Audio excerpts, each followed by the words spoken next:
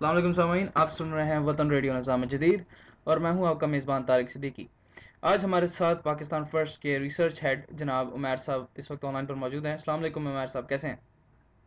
वालेकुम अस्सलाम। अल्लाह का शुक्र है। आप सुनाएं। जी, मैं बिल्कुल ठीक हूँ।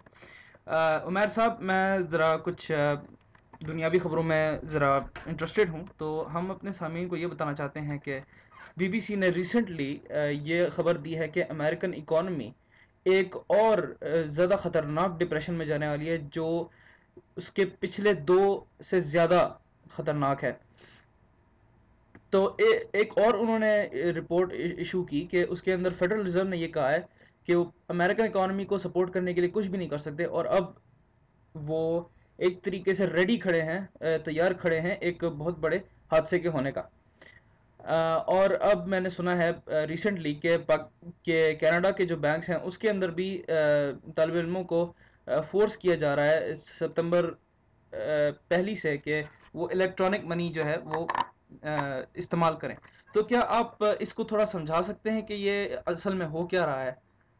ये इकोनॉमी जो कोलैप्स है इसके अंदर होने क्या वाला है? ये जो पहले आपने बात की है कि फेडरल रिजर्व ने जो यूएसए गवर्नमेंट को कहा है, मतलब हम पैसा नहीं देंगे। सबसे पहले बात ये समझनी होगी, फेडरल रिजर्व बैंक एक यूएसए बैंक नहीं है, हम्म। ये इसराइल की बनाई हुई है। और ये जिस तरह काम करती है, फॉर एग्जांपल यूएसए प्रेसिडेंट को $10 मिलियन चाहिए, हम्म। वो फेडरल रिजर्व बैंक के कलेक्टर लिखेगा, फिर फेडरल रिजर्व बैंक उनको बॉन्ड इशू करेगी 10 मिलियन के।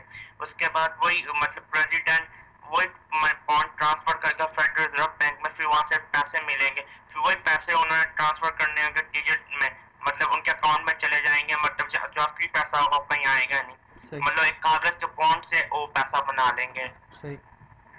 इस तरह वो पैसा बनता है। कहने का मतलब 97% जो जो भी यूएसए में पैसा है वो डिजिटल पैसा है, सिर्फ 3% जो पैसा है वो फिजिकल या कागज के ऊपर बना हुआ है। सही। अभी जो ये फेडरल रिजर्व ने ये बात की है, इस बात करने का मकसद क्या है? मतलब किसी मतलब कुछ बातें शायद यूएसए गवर्नमेंट नहीं मान रही हो, या नीचे से लोग को समझ आ रही है, मतलब हमारी इकोनॉमिक कोलैप्स हो रही है, तो फेडरल रिजर्व ने उनको एक किस्म की धमकी दी है, जो उनके एजेंडे वो पूरे ना करो। मतलब उनके मेन एजेंडे ये है पाकिस्तान के इन्वेड किया जाए, मतलब अमेरिका मतलब फुली तरह इन्वेड का मतलब ऑप्शन अभी खोल नहीं रहा, तो इसलिए वो नाराज होगी। फेडरल रिजर्व बैंक मतलब इसलिए नाराज हो गया, मतलब सही। पाकिस्तान को क्यों नहीं जल्दी से जल्दी खत्म किया जा रहा। सही। तो उमैर साहब, आपने ये एक्सप्लेन नहीं किया कि इसके अंदर जो फेडरल रिजर्व का जो रोल है, जो अमेरिकन इकोनॉमी जो कोलैप्स हो रही है उसके पीछे क्या वजूहत हो सकती हैं? क्या ये इलेक्ट्रॉनिक मनी लाना चाहते हैं? क्या ये दुनिया की इकोनॉमी कोलैप्स करके क्या क्या इसके पीछे असल मकसद क्या है? ये अगर पहले तो अपने इस सवाल का मतलब ये कोलैप्स क्यों हो रही है, हमें जाना पड़ेगा 2001 में, जब अफगानिस्तान वार शुरू होता है, इराक वार। टोटली अभी तक खर्चा आ चुका है $1.9 ट्रिलियन। मतलब ये कहाँ से इतना पैसा है? यूएसए गवर्नमेंट के पास तो नहीं पैसा इतना था ना सही। है, ये तो फेडरल रिजर्व बैंक ने दिया है।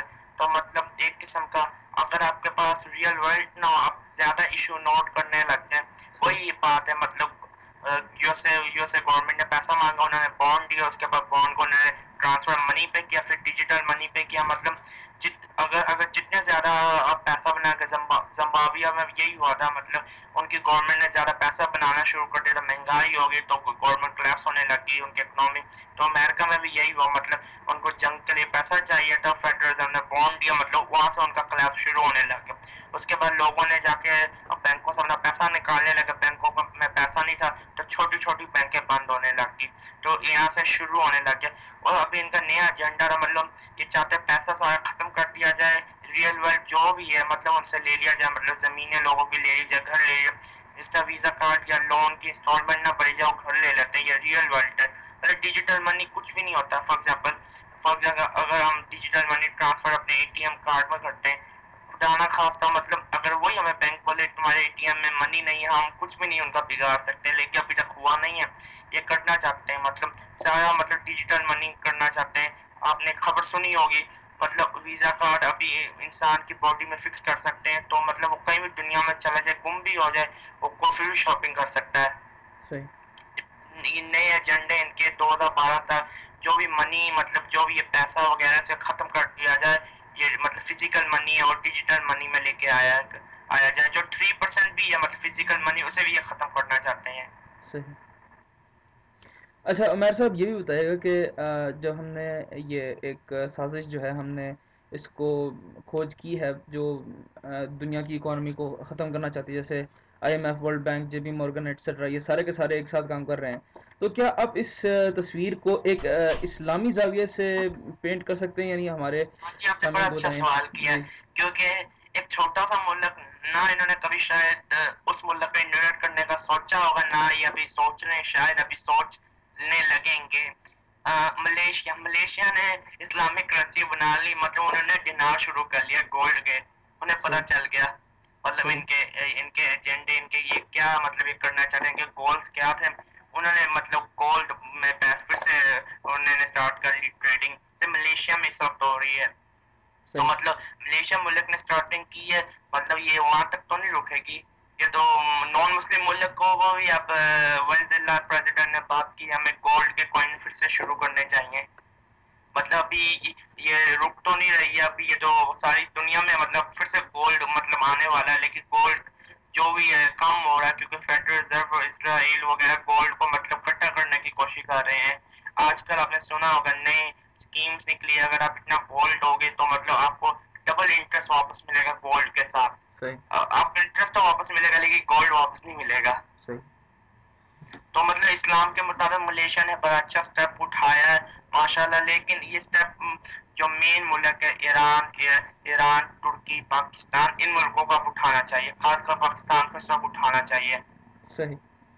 तो उमर साहब ये भी बताइएगा कि अक्सर हम ये दीनी उलमाओं से ये सीखा है हमने, और हमने यानी बार बार उनकी बातों में यही आता रहा है कि ये जो भी करेंसी का जो निज़ाम है, ये एक दज्जाल का निज़ाम है जिसके ऊपर ये सब कुछ मबनी होता है।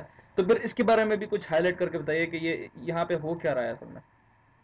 ये दज्जाल का निज़ाम मतलब बहुत अच्छे अच्छे स्कॉलर राइटर वगैरह ने, अमेरिकन राइटर ने ये मतलब बयान किया है किस तरह दज्जाल का जो ये गाड़ी मतलब लोग चलाते हैं अमेरिका में, फोर्ड जो इसका फाउंडर था मतलब फोर्ड का, उसने भी एक बड़ी अच्छी किताब लिखी थी इसी निज़ाम के ऊपर, किस तरह मतलब ये करते हैं, लोगों से रियल वेल्थ लेते हैं, मतलब फॉर एग्जाम्पल गोल्ड, सिल्वर, जो भी जो रियल वेल्थ है उसको लेते हैं, उसके बाद उनको पेपर करेंसी इशू करते हैं, जिससे नोट इशू किया जाता है या पेपर चेक इशू किया जाता है, उस तरह होता है। तो मतलब फॉर एग्जांपल रियल वर्ल्ड को खा ले पी ले कुछ भी कर ले, लेकिन जब इंसान चेक दिखाने जाएगा अपनी रियल वर्ल्ड वापस लेने, तो मतलब कुछ नहीं कर सकता, क्योंकि कागज की तो कीमत नहीं है, मतलब कागज पेट तो नहीं भर सकता है ना।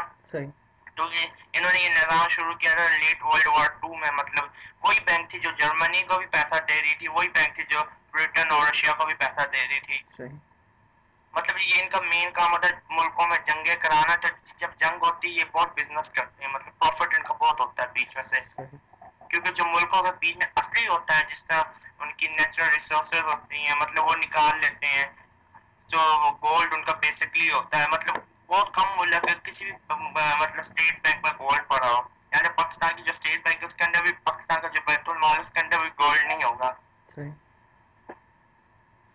अच्छा उमर साहब ये भी बताइएगा कि पाकिस्तान जो है यानी इससे तो मुतासर होगा, यानी जब हम इलेक्ट्रॉनिक करेंसी पर जाएंगे, तो क्या आप समझते हैं कि पाकिस्तान के पसमानदा होने की वजह से, यानी रिमोट एरियाज होने की वजह से किसी हद तक पाकिस्तान का बचाव हो जाएगा इसके मामले में? हाँ, ये मतलब पाकिस्तान के ज्यादा कम चांस है इफेक्ट, तो मतलब मैं अगर सिटी में तो होगा, आजकल पाकिस्तान में सिटी में भी एटीएम कार्ड ज्यादातर यूज होता है कैश के ऊपर, मतलब अगर एटीएम से आप शॉपिंग करेंगे आपको कुछ परसेंट डिस्काउंट मिलेंगे, तो एक आम आदमी सोचता है अगर मैं कुछ पैसा बचा लूँ तो मतलब मेरा ही फायदा होगा। लेकिन जो रिमोट एरिया बलोचिस्तान, खैबर पख्तूनख्वा, वहाँ पे तो नहीं है, वहाँ पे तो मतलब शॉपिंग मॉल्स भी नहीं है, सही। तो वहाँ पे इतना इफेक्ट नहीं होगा। लेकिन मतलब इनका जो एजेंडे पाकिस्तान को मतलब शॉपिंग मॉल बना बना के, मतलब चाहे एटीएम मशीन यूज हो, मतलब एटीएम कार्ड यूज हो, मशीनें बना बना के, तो उन पाकिस्तान के जो रिमोट एरिया है वहाँ पे भी डिजिटल करेंसी लेके आई जाए। सही।